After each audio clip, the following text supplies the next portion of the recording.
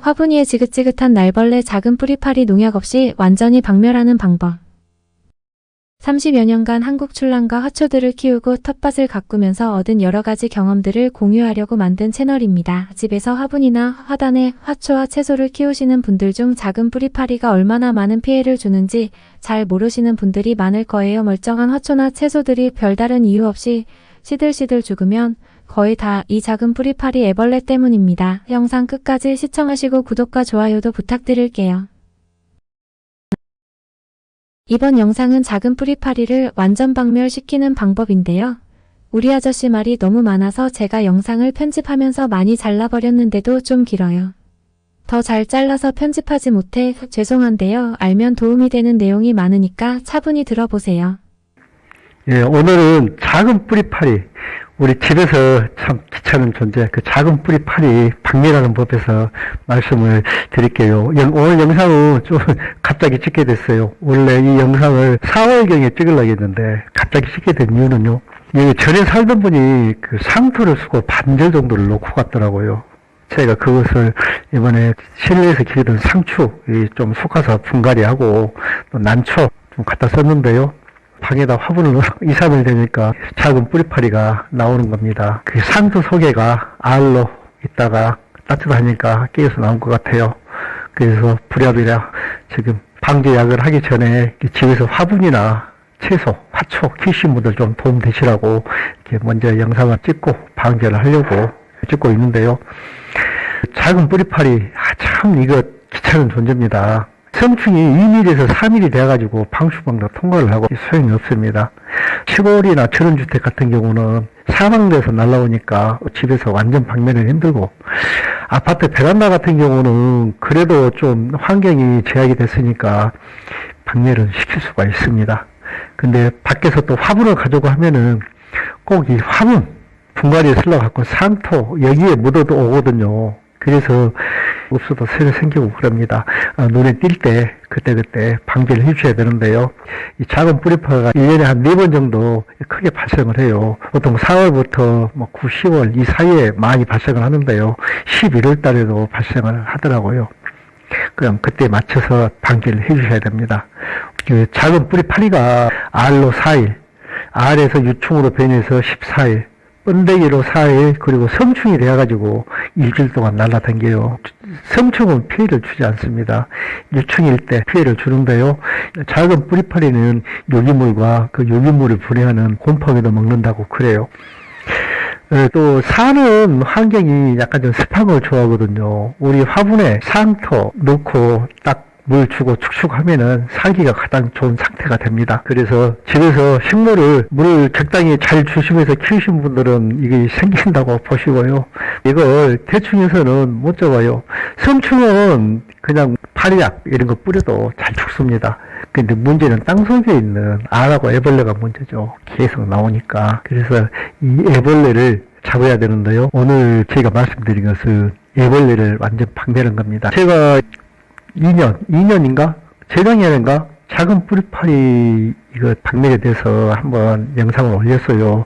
아파트 베란다에서 화초나 채소 키우신 분들 도움 되시라고 올렸는데, 그 당시에 제가 좀 자료를 뒤져보니까 제가 하는 방법으로 하신 분은 없더라고요. 그렇게 말씀하신 분은 없어. 그래서, 이거 이렇게 해야 되는데 하고 이렇게 올려드렸는데, 오늘 이 영상을 찍기 전에, 또 새로운 좋은 방법이 생겼을까? 다른 분들은 어떤 좋은 방법이 있나? 또 봐가지고 있으면 더불어서 알려주셔야 쓰겠다 하고 검색을 해보니까 이 기대가에 오늘 보니까 제가 한 것하고 똑같은 방법으로 해가지고 또 이런저런 자료를 많이 넣어가지고 참 글을 올려줬더라고요. 봤더니 금년 1월 4일날 내용을 수정해서 올렸더라고요. 그래서 내가 쓰는 방법이 괜찮은 모양이구나 그렇게 생각을 하고 자신 있게 말씀을 드립니다. 작은 뿌리파리 습성을 보면요. 성충이 축축하고 유기물이 있는 화분 속에 알을 까고 거기서 애벌레가 까가지고 14일 살다가 번데기 돼서 성충으로 나오는데요. 애벌레가 그 화분 속에서 유기물을 먹는데 식물을 연약한 뿌리까지 그냥 갉아먹습니다. 그래가지고 식물 속으로까지 들어가요. 심하면은. 목본류는 괜찮은데 초본류 피해가 많습니다. 애벌레를 잡는 것이 작은 뿌리파리를 예방하는 겁니다. 근데 이 애벌레가 화분 깊이까지 살아요, 벤치. 그러니까 이런 걸로 뿌려서는 성충은 잡는데 애벌레는 못 잡습니다. 그래서 제가 작년에 말씀드린 것이, 자, 약액을 조로 물 조리개에 타가지고 위에서 흠뻑 뿌려주셔야 됩니다. 10cm 밑에까지 약액이 충분히 찼도록 그렇게 뿌려주셔야 그 속에 있는 애벌레가 죽습니다. 그리고 애벌레가 죽어도 또 알이 있잖아요. 제가 처음에 말씀드렸죠. 알 낳고 4일 정도 있으면 애벌레로 나온다고. 한 5일, 6일 한 번 더 주셔야 됩니다. 나중에 알에서 나온 애벌레도 죽여야죠. 5일 간격으로 2번 주셔야 뿌리파리가 박멸되는데요. 제가 몇 년 전에 그렇게 했는데요. 작은 뿌리파리가 계속 날아다니는 거예요. 그래서 봤더니 화분 밑에 구멍에 들어가가지고 이게 또 알을 깐 거예요. 그래서 거기서 또 엄청 나옵니다. 위에는 약을 뿌렸으니까 다 죽어버리고 이게 밑으로 들어가가지고 엄청 나와요. 위에서 약을 조리개로 밑에까지 철철 나오게 뿌리면 좋은데 그러면 약도 많이 낭비가 되고 많은 약이 화분 속에 들어있으면 뭐 좋을 것도 없잖아요, 사람도. 그래서 위에는 10cm 정도 조리개로 뿌려주고 스며들도록, 밑에는 대야에다가 약액을 타가지고 10cm 정도 담가서 충분히 약액이 들어가도록 그렇게 말씀을 드렸는데요. 그렇게 하셔야 됩니다. 안 그러면 흙 속에 있는 애벌레를 줄일 수가 없어요. 눈에 보이는 성충은 이런 걸로 충분히 잡습니다. 근데 침수를 안 시켜도 괜찮은 화분들이 있어요. 예를 들어서 난초 심은 화분 있잖아요. 밑에가 유기물이 없고 난석으로만 된대. 거기는 뭐 작은 뿌리뼈가 들어가서 살 일이 없죠. 애벌레가 먹을 게 없으니까. 그러니까 그런 거는 침질 안 해도 되는데, 화분 아래까지 상토나 이런 유기물이 있고 또 나무 위에다 심어놨더니 뿌리가 바닥까지 내려갔더라 하면은 작은 뿌리파리가 알을 까니까 거기 침지시켜야 됩니다. 5일 지나가지고 다시 한번 뿌리고 밑에 침지시켜주고 하시면은 작은 뿌리파리 끝입니다. 명운이 안 오냐? 아니에요. 당분간 없다가 어디선가 또 날라옵니다. 포도를 사갖고 오면은 거기는 이제 초파리들이 많이 달라드는데요. 뭐 그런 데서도 작은 뿌리파리가 같이 올 수가 있고요. 시장에서 야채를 사갖고 와도 거기에도 작은 뿌리파리가 같이 올 수가 있습니다. 그래서 명운은 박멸은 안 되고 많이 약을 줄여가지고 식물을 보호하는 것입니다. 우리 아저씨 목소리도 안 좋은데 말이 많죠? 지금부터는 사용하는 약에 대한 설명인데요. 락스와 에탄올을 희석해서 사용하는 방법을 잘 알아두셨다가 베란다에서 활용해보세요. 작은 뿌리파리를 이제 잡을 때 사용하는 약은요, 20년 전에 우리 한국 출라는 그때만 해도 조그만 거 하나에가 막 몇 억짜리도 있잖아요. 뭐 몇천만 원은 기본이고 이게 죽어요. 그러니까 약을 쓰는데 얼마나 식물에 해가 안 가게 조심해서 좋은 약을 쓰겠어요. 그래서 거기에 대해서 엄청 많은 토론과 막 이렇게 연구도 하고 막 했었는데요. 그때는 수화제가 잘 듣는다고 많이 했었어요. 그런데 비닐린 수화제가 사용하기 어렵잖아요. 가루로 됐기 때문에 우리 스푼으로 이렇게 떠서 어떤 스푼에 하나만 몇 그램 이렇게 주라는데, 사실 그 고가의 난초회가 아주 조금이라도 틀리면은 식물이 잘못되는 줄 알고 정확하게 재다 보니까 못하고 전자제로를 사가지고 재거든요. 근데 수화제, 가루약이 좀 사용해야 번거로워요. 그래서 저는 이제 딜리를 사용하지 않고 이제 물약을 사용하는데 주사기를 뽑아가지고 사용하면 좋으니까 그걸 사용하는데 카드였습니다. 그 피카드라는 약이 원래 그 작은 뿌리파리 전용으로 나온 약이 아니에요. 그런데 그게 효과가 있었고 사용을 하는데, 이번에도 검색해 보니까 그 피카드를 사용하라가 좋다고 하더라고요. 집에서 사용하면 냄새도 없고 좀 괜찮습니다. 근데 문제는 이 피카드가 이제 저독성 약이지만은 저독성 상급인가 길 겁니다, 아마. 근데 이게 꿀벌을 몰살시키는 주범이에요. 그 꿀벌을 몰살시키는 성분이 있답니다. 그래서 피카드 사용을 참 신중히 해야 되는데요.